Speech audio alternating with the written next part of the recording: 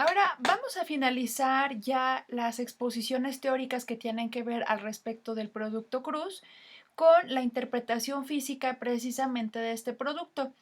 Y quizá la aplicación más importante que tenemos es la de la definición del torque de una fuerza.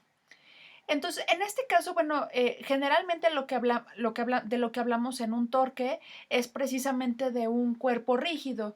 Un cuerpo rígido, pues no es otra cosa más que un conjunto de partículas perfectamente unidas, de tal manera que, bueno, forman un objeto, digamos, no sé, a lo mejor como este, o no sé, a lo mejor como una goma, o sea, no sé, algo que pudiera tener a lo mejor superficie o volumen.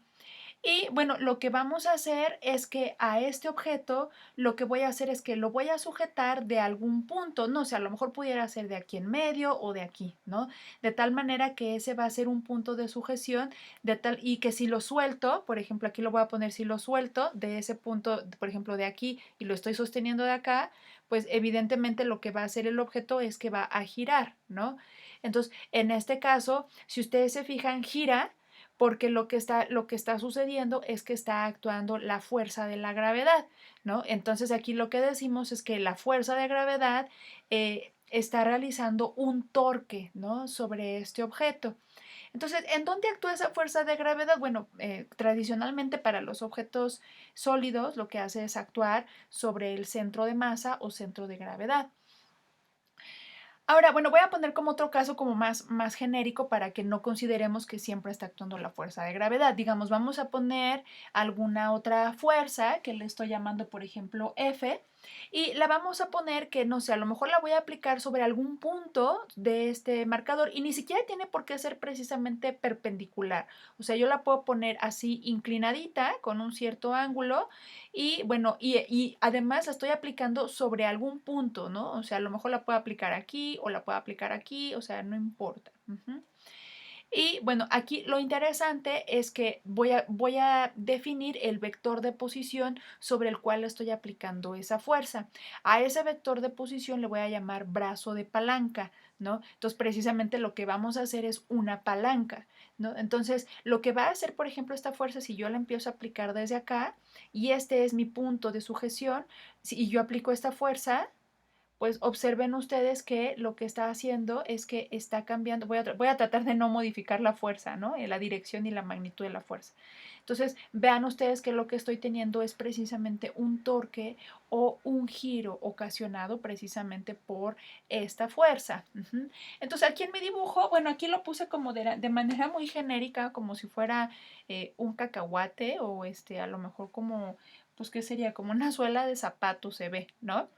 Pero bueno, aquí en este punto, en el origen, es precisamente este eje de giro, que es el que estoy considerando, este punto de sujeción, que es a través del cual el objeto va a girar, ¿no? A lo mejor pudiera girar así o también lo pudiera, si yo lo cambio así, a lo mejor el objeto pudiera girar así de manera en el plano horizontal, ¿no? O incluso inclinado, ¿no? Pudiera a lo mejor hacerlo así. Bueno, y a partir de este punto es en donde yo voy a definir el vector de brazo de palanca, que precisamente va a ser este vector R y que va a apuntar hasta el punto donde yo esté aplicando la fuerza sobre el objeto, ¿no? Y entonces en este punto, pues por ejemplo aquí estoy poniendo, puede ser que a lo mejor jale o empuje al objeto, ¿no? O sea, depende mucho cómo sea la fuerza. Por ejemplo, aquí lo que estoy poniendo es alguien que la está jalando. Entonces, aquí nada más hay que tener como cierto cuidado para hacer algunas consideraciones, porque aquí observen ustedes que algo que nosotros ya habíamos dicho desde hace varias sesiones es que para poder trabajar con los vectores debo de hacer, no necesariamente, pero es como muy deseable que esos vectores partan ambos del mismo punto. Entonces, fíjense ustedes aquí en este caso, aquí tengo el brazo de palanca y al finalizar el brazo de palanca, ahí es donde tengo la fuerza F, ¿no?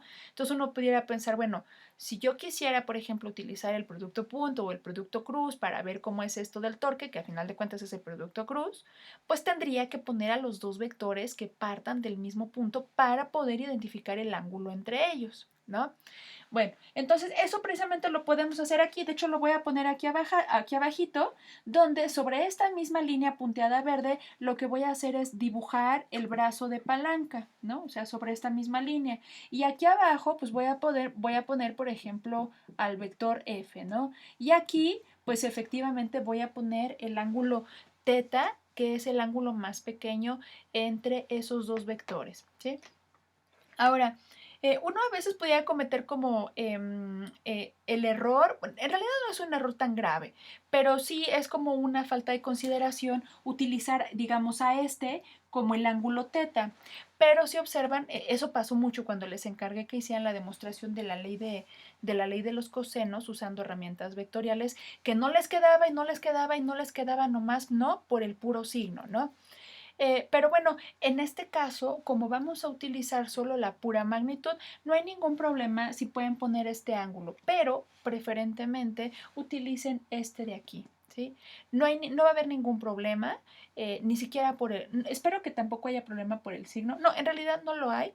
Pero bueno, como para ser consistentes con la notación, vamos a tratar de considerar este que sea el ángulo entre ambos vectores, recordando que ambos vectores deben de partir del mismo punto, ¿no? O sea, tanto F como R deben de coincidir en sus colitas, ¿no? Aquí, este con este.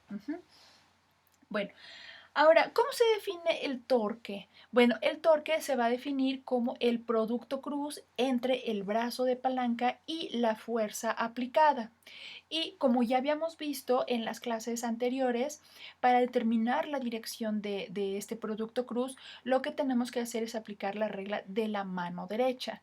Entonces, la primera cosa es que voy a extender la palma de mi mano o mis dedos, los voy a tener extendidos y los voy a poner a lo largo del primer vector, que en este caso sería el vector R, y voy a girar la palma de la mano en la dirección del segundo vector, ¿no? Entonces, en este caso, pudiera yo poner mi palma así, o sea, apuntando para arriba, pero la palma de la mano tendría que girar hacia acá y lo que estoy girando son los dedos, de tal manera que la dirección no es esa. Entonces tendría yo que poner los dedos así, dirigirlos hacia arriba y después girar la mano, la palma de la mano en la dirección de la fuerza, o sea, iría hacia abajo.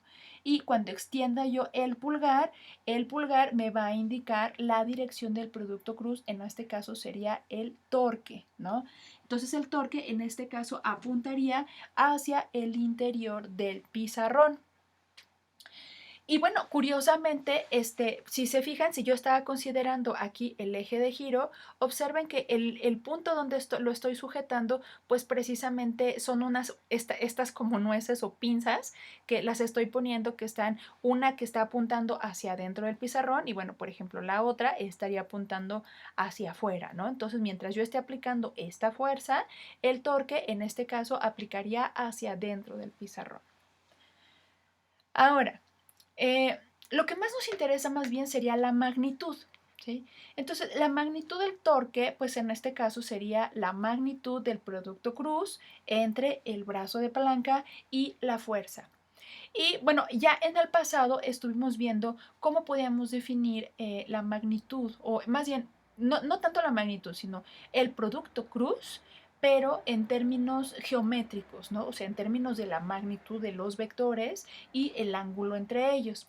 Y bueno, ahí estaba involucrado un vector unitario que estaba dirigido perpendicularmente al plano que contiene esos dos vectores. Pero aquí, como solo nos interesa la pura magnitud, bueno, pues el vector unitario tiene magnitud 1, ¿no? Entonces, pues ese como si no lo tomara en cuenta. Entonces, resulta ser que la magnitud de la torca o el torque sería la magnitud del brazo de palanca por la magnitud de la fuerza por el seno del ángulo que hay entre esos dos vectores. ¿Sí? Ahora, aquí nada más vamos a hacer una anotación para observar algunos detalles al respecto de esta fórmula y vamos a agarrar este término de aquí, ¿no? Que es la magnitud de la fuerza por el seno del ángulo. Observen ustedes un detalle que aquí lo estoy poniendo como un triángulo rectángulo y luego, híjole, aquí sí les voy a pedir que también ustedes tengan un poquito de imaginación porque ya sé que les cuesta de repente trabajo imaginarse a los triángulos rectángulos cuando están girados en el plano, ¿no?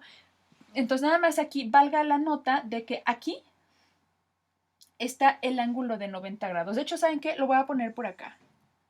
¿Tú? Algo así. Entonces, para nosotros, este que está aquí, este triángulo rectángulo sería la magnitud de la fuerza, ¿no? Que sería este, en términos vectoriales sería el vector que va de aquí para acá, pero en términos de magnitudes sería simplemente la hipotenusa del triángulo, ¿sí? Este sería el dichoso ángulo teta al que nos estamos refiriendo. Y entonces, como este es un triángulo rectángulo, este es el ángulo de 90 grados, este de aquí sería el cateto opuesto. Y el cateto opuesto pues está asociado con la función seno, de tal manera que este término sería f seno de teta. Entonces, ¿a qué nos referimos entonces cuando calculamos f seno de teta? Bueno, estamos hablando solamente de una parte de la fuerza que contribuye efectivamente al torque, ¿no? Por ejemplo, esta parte, lo voy a poner en color rojo, este que está aquí, que es la magnitud de f por el coseno de teta, este de ninguna manera contribuye al torque. ¿Por qué razón? Bueno, pues porque si ustedes lo observan, está precisamente colocado sobre el vector de brazo de palanca.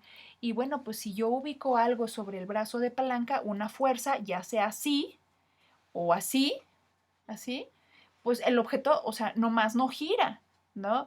Entonces lo que tenemos que hacer pues es aplicar una fuerza que sea perpendicular una componente de la fuerza que sea perpendicular al brazo de palanca. Por ejemplo, si yo hago esto, observen que en este caso sí gira, pero si hago esto, el objeto ya no gira, ¿no? Por eso es que es importante en este caso definir el torque en términos del producto cruz y considerando una de las componentes de la fuerza. ¿Cuál? La que es perpendicular al brazo de palanca. Observen eso. Aquí esta componente, esta de aquí, como lo estoy poniendo aquí, es perpendicular a la dirección del brazo de palanca. Y bueno, con eso terminamos esta exposición y ahora lo que viene pues es precisamente la resolución de ejercicios numéricos de práctica que nos ayuden a tener ciertas habilidades en el manejo tanto de la parte operativa numérica como las demostraciones.